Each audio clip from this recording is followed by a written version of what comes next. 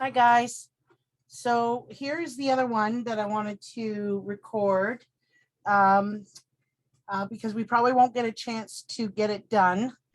I always have a lot planned for the watercolor classes because I really want you to get the best bang for your buck and learn as much as you can. So what I wanted to talk about here is charging, and that is to get used to, that pigment to water ratio I talk a lot about.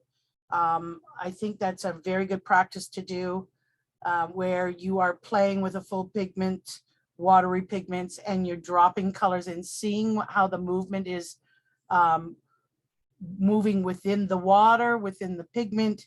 And this gives you some experience and some knowledge on how you approach maybe a painting down the road, and how that's going to help you when you've got these little samples that you've done. You can see the results of when you use these techniques. So what we're going to do is we're going to have some charging edges. We're actually going to edge play when you put pigments up against each other and see how they interplay together. We're also going to do a glazing method with color. This one I showed last night, that this was on the cellulose paper. You can see it did not do a beautiful job here on the glazing. It picked up and mottled everything underneath. That's because that's 100% cellulose. I wouldn't use a cellulose in my formal paintings, because I understand that it doesn't behave the way. That's why I stick to arches. Okay. However, this is really still a good exercise. I have the Leighton paper here, so the glazing should be good on this. Actually, I think this is arches. And then we're just going to have some play with some techniques, because I don't believe that we'll have the time next week once we go into all the other techniques and that sort of thing. So let's get started. What I've got is I've got my paints ready. So we'll use the blue and the warm yellow. And then of course you want your red. So have all your paints charged up. In other words, animated. We can use that gray mix that we had for when we were doing the fan brush with that, what we had earlier. So hopefully we can have a fair success with this one here. Now, if you have an old credit card or an old cereal box, I could actually cut this in half, but I use this in my collaging as well. But, these make for great tools in your watercolor box for scraping and, carving in little rocks or ledges or things like that. So I'm going to use the sable, and we'll just use that all straight through for this charging exercise. And I am going to use the colors that I have given you in the palette. Though that's not necessarily the palette that I like to use on a day-to-day basis, but this is a great palette for watercolor beginners, because we're using the best of the warms and the cools colors to get the best illustrate. Look at that. Doesn't that look yummy there, those three colors? It's just great. So what we're going to do for this first one is I'm going to come in and clean my brush out, and this is full strong pigment of the blue. And I'm going to clean that out, and then I'm going to come in and have a nice strong pigment of the yellow. So you can see how strong that is just by how opaque it is too. So that's considered an opaque. So that's why it also looks to be really strong. If I like to use yellow ochre, which is one of the earth pigments right here. As you can see, this is my porcelain bowl, and I have my 3 earth pigments in there. I just love this. This is actually a condiment bowl. I got it at the Goodwill, so it's a great thing. And of course, my other little porcelains. This is the cobalt blue and Indian red mix. It's a beautiful kind of a gray blue. But I just keep them in there all the time, and then I recharge them. I reanimate them when I'm ready to go. That's the cobalt blue. And I like the Indian red. And I also have my Quinn Gold, I've got them over there. I'm not going to go grab them all. But I've got quinacridone gold, which I just absolutely adore. And of course, burnt sienna, which is my other favorite. So anyway, what we're going to do is we're going to come in here and I'm going to make like a little swatch of full pigment with the yellow. Get rid of all of that, clean my brush, take the excess off, but come in and get a full charge of the blue. And I'm just going to come over top and I'm going to drop that in, that full, and see that interaction. So this is charging. You can see that that actually did spread out a little bit on my sample on the cellulose. There was no movement. You can see it just dropped right in there. And actually on the sample that I made, but then I used burnt umber. So that might, and see how it spread here too. So the burnt umber, the earth colors may actually respond differently. So that's why I'm saying it's very good to use as many pigments as possible to play with this idea of charging, to see what colors mixes charge with just dropping the color in as opposed to mixing them. So I'm going to take this same here and I'm going to water that down a little. So what I'll do is I'll just add a little bit of water and make that a watery mixture. And I'll come in here as a watered down mixture, but then still come in with this, right? And you can see that that's actually making a nice spread on that as well. Now what I'm going to do here though is I'm going to come in with a full mixture here again of the yellow, right? Going to come in with a full mix, but I'm going to get rid of that excess because that's just, and then I'm going to come in with a watery mixture of this. So I'm going to add more water to that. Okay, so let's see, that's nice and watery. And then I'm going to charge that. So you can see quite a difference, right? How the interplay is. This is still really quite blue. And the watery mixture of the blue here lends itself to an actual mixture of green on the paper. So this is a lot of fun. I actually find this to be quite stress relieving. So this here again, I'm going to make a real watery mixture here of the yellow. Come in here, make it really watery. And I'll come in with a watery mixture. Okay. So of course it's going to be more muted, but this is a perfect example of what charging is all about. Okay. So we can dry that right now, but I'm not going to worry about it too much. I'm going to go, you can do that. Stop the recording and go. I don't really need to. Oh, this is also, look at that yummy palette. It's quite dirty right now because I use this to do some other examples that I was playing with. But these are colors that I don't use very often, but I really like, and I'll use every now and again. You can see some of them are already gone. But yeah, these aren't typical colors that I would use. I think this is actually burnt sienna. No, that's I know what this is. That's brown madder. Anyway, I've got lots of palettes, as I said, and that's a heavy porcelain palette there. So I think I just bought that on Amazon during COVID. Yeah, because I couldn't, we couldn't go to the stores, right? Still sucking on my cold coffee. Now what I want to do is I want to do glazing again. We did the glazing with the monotone colors, but this time I want to do it with multiple colors. Well, actually the two colors, right? We'll just do with two colors. We could add the red, but I think because that'll make mud if we mix them all together. So I think we'll just stick to the two colors here that we're using. So first stroke I'll do is I'll just come down here with this yellow, And then we'll dry that, okay? Because I remember our glazing. Now remember, that's an opaque.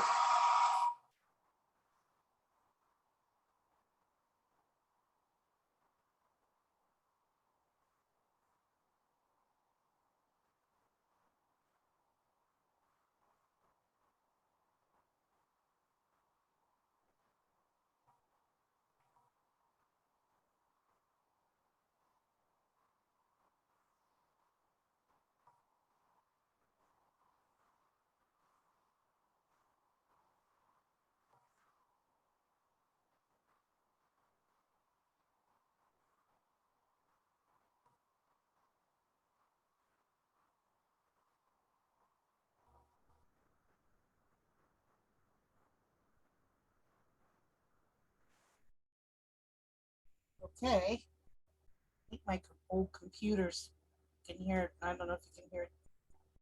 Fan on high there. So we just started doing that, so I'm not sure if it's on its way out or not. I hope not. Trusted computer for the studio.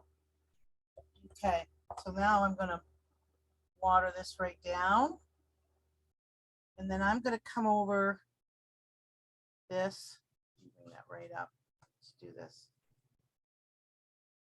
I'm gonna bring this right up and over and create a flat wash with this. Oh, I didn't want to do that. We'll do that over here.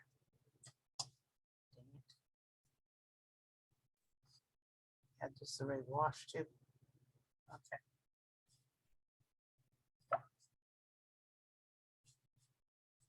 Right. Do this quickly. All right. So it's still nice and wet, so I was okay. Now we can see that there wasn't a whole lot of interaction there because that was completely dry. Let's try this. And this is good quality paper.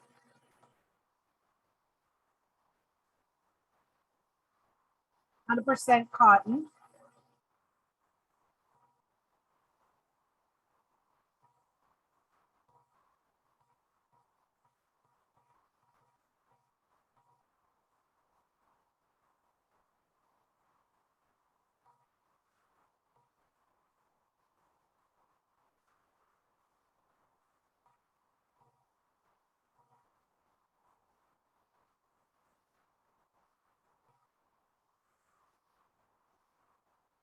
There's a little bit of shift in here, just a tad bit, not much.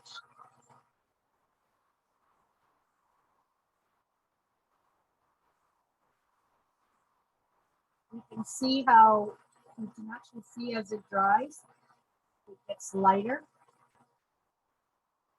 Now, drying with a hair dryer too tends to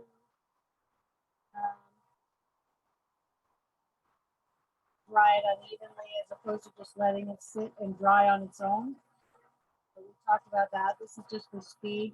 I typically don't use a hair dryer that often unless I am doing glazing. But other than that, I typically work wet on wet, dry on wet on dry, and then I'll go to another area of my painting while that's drying.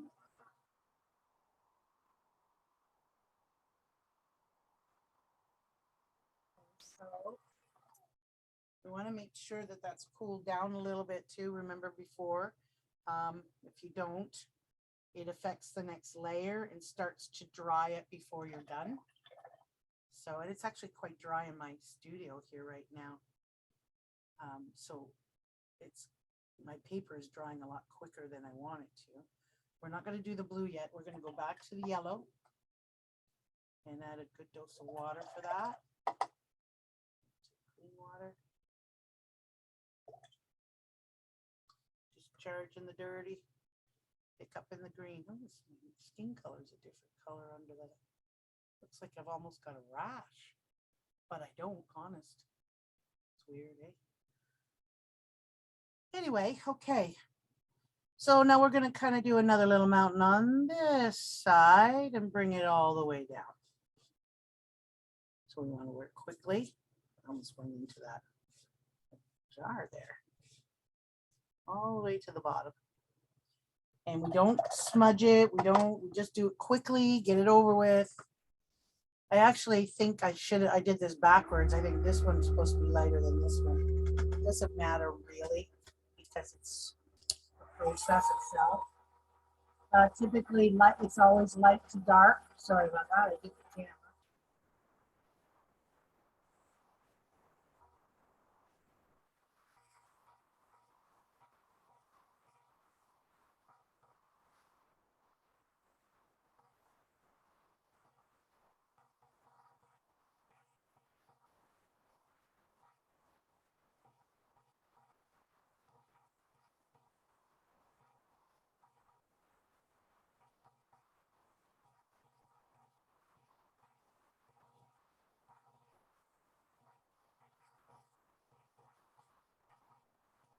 That's my tissue.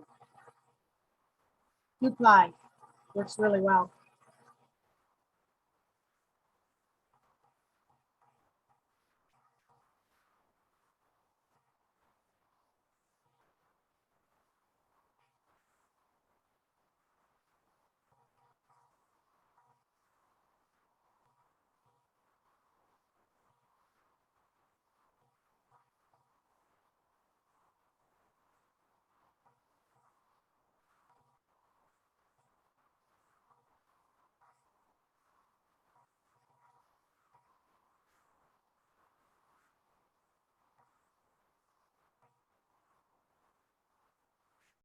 Now, these are warm tones, so they typically are granular. The French ultramarine is a granular.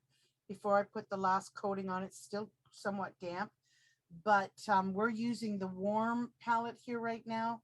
What I'm going to encourage you to do is also do another one of these, but do it with the cooler tones. The cool red is a permanent red. It's staining. The Windsor blue is also a staining blue. And the cool yellow. I don't know if the lemon yellow is, oh, I think I used the Hansa yellow light. And I believe that's just transparent. I don't believe that's a permanent, but you can see where the paint got underneath the tape here. And it's now lifting that up. So that's, I hate it when that happens. As long as it doesn't get in onto me. So that's a tricky thing. If you're going to use your board as a palette as well. I typically don't, but it's because of this. Like I said, I have all my paints in my bowls and I don't need to do a mix here. And I also have palette, plain palettes over here where I actually do my mixing on it. And, but I have a bigger one of these that I will put that I will put these on, and then I mix up above it, and they're white. And that's that Coroplast I buy at Michael's and then get cut in half. That gives me a bigger one. But for classes, I've got it cut into 4 because it's perfect size for classes. Okay, so then we're going to now, that's dry enough. And now we're going to do the very last, which is going to be almost a full pigment all the way down. So I'm going to pull that out. And that's going to be kind of like the last mountain. So I am going to get a little bit of water in here. And so this will be the last. Right, so we're going to bring that down. Let's see. Full flat wash.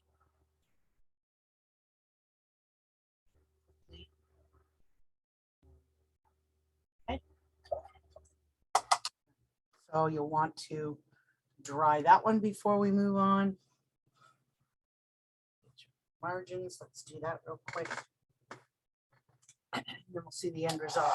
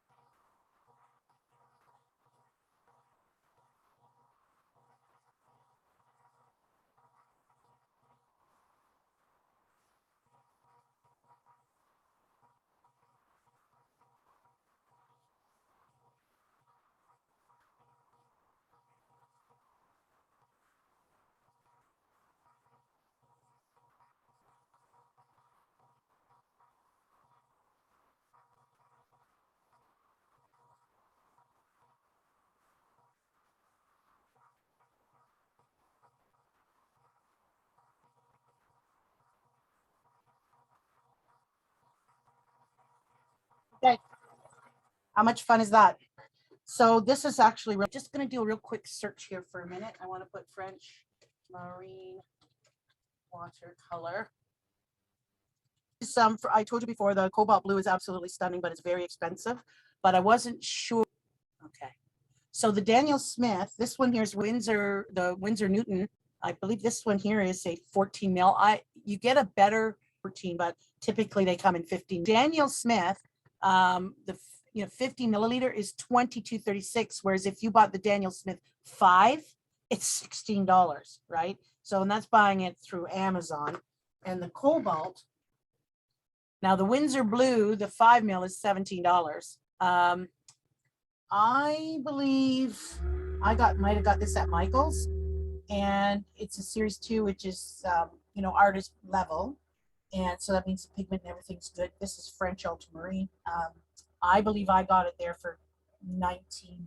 So you do want to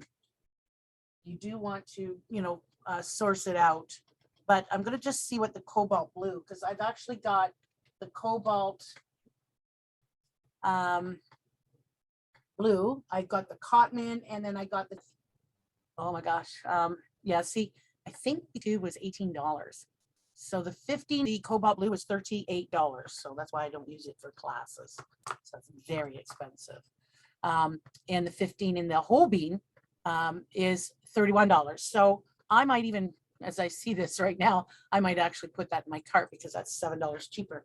Whole bean is also a really high quality paint brand. My typical colors that I use are Daniel Smith and Winsor Newton, but I do have a good selection of whole beans as well as Sennelier, which is the European. They love it over there. They love Sennelier over in Europe. But anyway, getting back to this though, so you can see this beautiful transition. So you can see that first stroke. See how bold that is underneath? Very opaque. So it's going to actually show through these more transparent colors. French ultramarine is a transparent, and it's not a permanent, so it's easily liftable. I did this in a little bit of a waterier and brought it all the way to the bottom, so you can see that it did shift this color. So it came here and here. So all of this was a color shift for these layers and this glazing, but you can see with this lighter how it goes over that opaque color there. It does make a shift in color.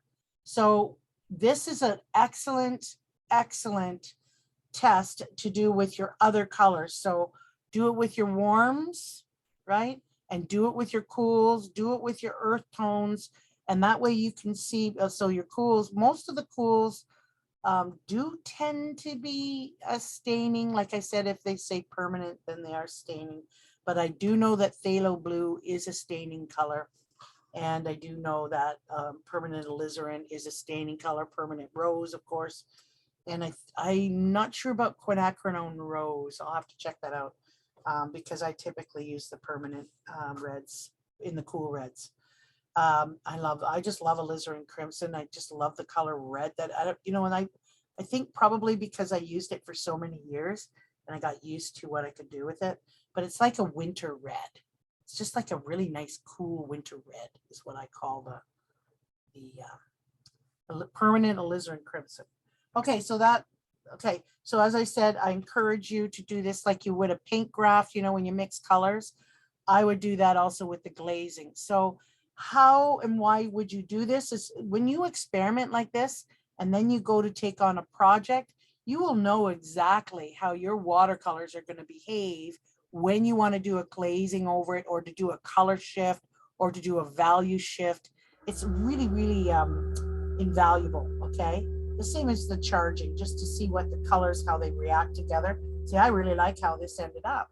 And that's exactly how it should have behaved, wet with wet, right? So you've got this beautiful, it's almost like a glazing itself because it only traveled so far. Just because I dropped it in there, it's just going to travel as far as that pigment's going to push, right?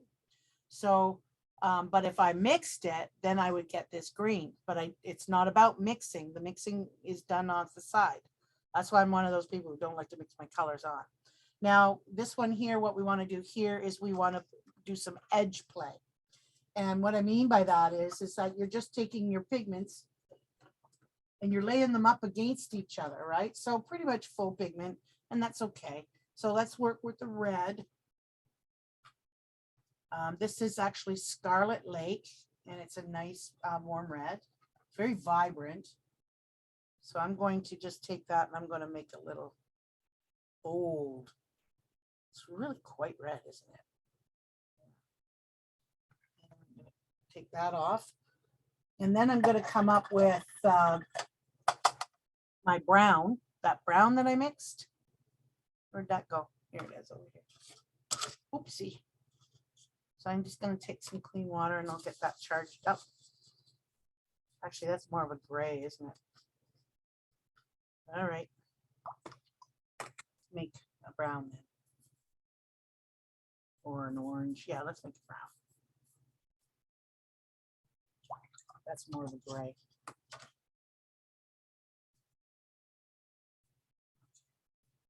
That's more of a brown. It doesn't look like it on the screen, but it's like a red brown, almost like an Indian red. So I'll take that and I'm just going to bring that right across. So right away, that, oopsie. Do you know what I did, right? Habit. I put my brush in the cobalt, just out of habit. Yeah. Okay, so anyway, there's a really nice rich browny purple. So I'm gonna edge that right on there. Clean this. And then I'm gonna come in with this. I'm gonna come up over here and I'll bring this around here. And then I'm gonna add this just to the edge, just to give that enough kind of a little bit, almost like a dark ochre. Let's bring that down here, down there. Let's take some of the blue. Let's bring that blue around here. See how it picked up the red and immediately charged it a little, and it's gone to a really nice purple. And now let's take this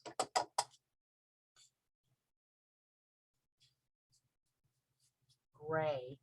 Let's just take that right around the bottom. Okay, what's the purpose of this? It's called edge play. Same sort of thing as here, only we're working with edges. We're just bringing the pigment around to the edges of the paint colors while they're wet. And I'm using the strong colors, the stronger colors, because it doesn't move as quickly as the watery. Now, I encourage you to do this with the watery, watered down ones too, wet on dry, because that way too, you can actually even do colors where you can, I want you to do this, where you just follow along. Just leave a little bit of a white edge and just see how it's kind of purpley there. That's a deeper purple. So let's just make this.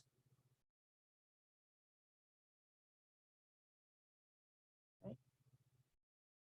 It's an edge play there, but you don't touch it.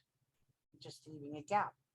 See here with the red and the brown, and now the blues in there.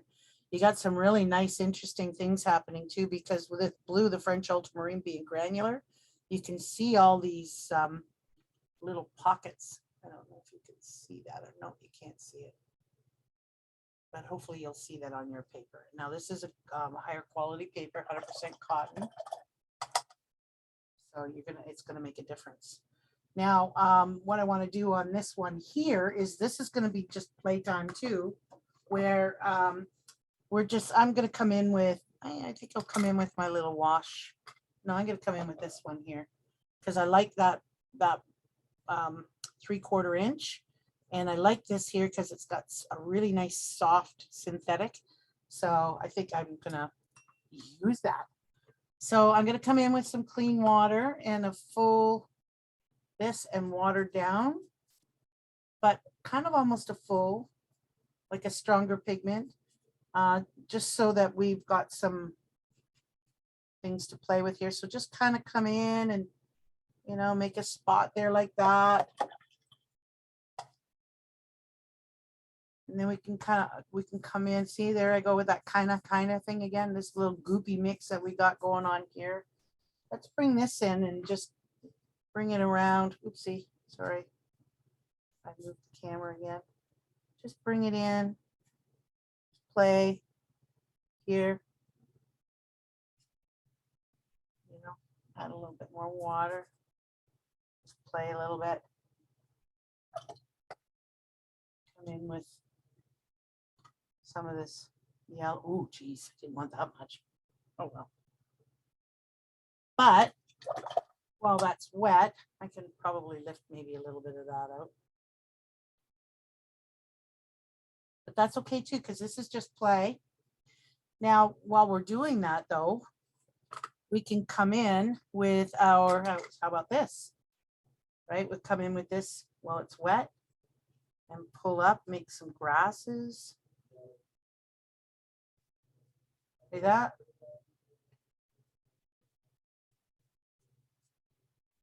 Just kind of play a little bit. Also can come in with sharp edge or a knife and carve out. Remember I was saying before, you can carve out rock shapes or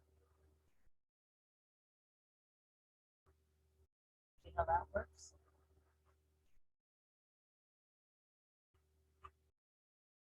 Some really interesting shapes. And then what we can do too is we can come in with a palette knife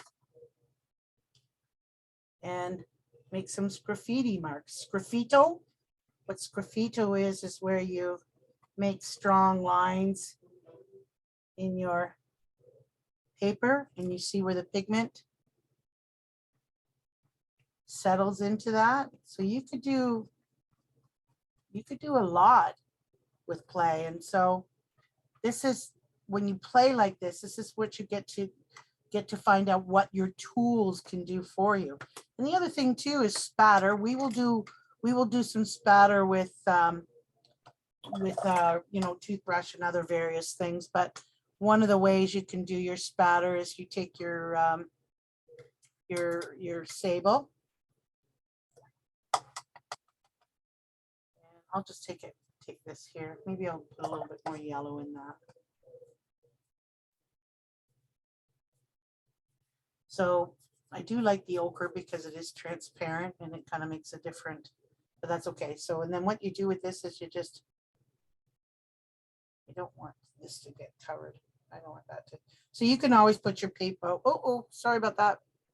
You can always put a piece of paper over. Right now I didn't have paper, so I just got my thing and just give it a couple of splashes here and there, right? And also come in, let's come in with our flat and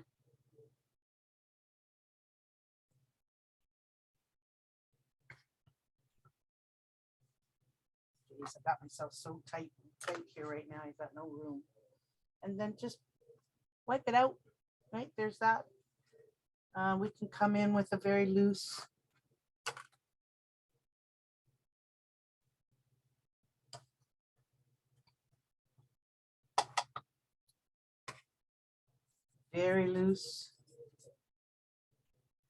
just kind of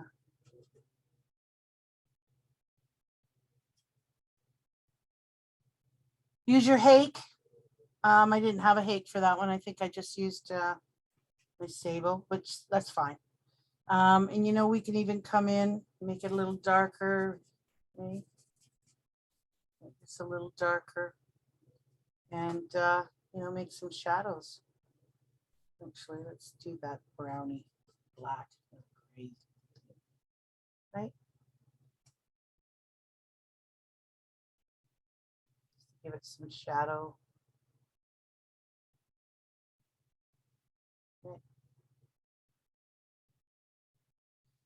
Okay, so it's just play, unconscious play, using the tools that you have.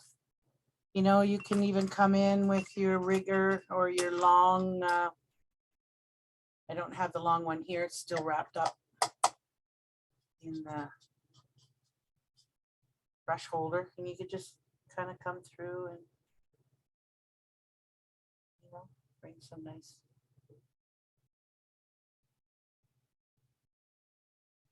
play with your lines. And I like this much better than just taking a sheet and going, oh, this does this, you know, although that has its merits too. Like, for instance, what I mean by that is, so you take a line and you flatten it out, see how far it can go, and then you come up again, right? Same as with sable. You take your sable, flatten out, and you come back up, right? You can make straight lines with your flats even. Like, you can get that flat, really flat on the edge, right? Charge it up. And so even your flat can be brought to a chiseled edge, right? I don't think you can see it there, but it did. I'll just do it over here.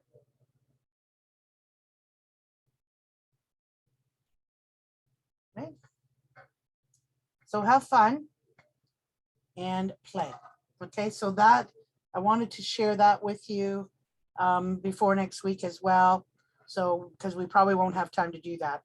But I would encourage you to do this with as many colors as you can. Do it with your warms and do it with your cools at minimum. Otherwise, if you have palettes at home that you want to give it a try, mix up some of your colors too and play. Make up some. So the reason why I wanted to go with a couple of different, just for contrast, okay, just to show some contrast.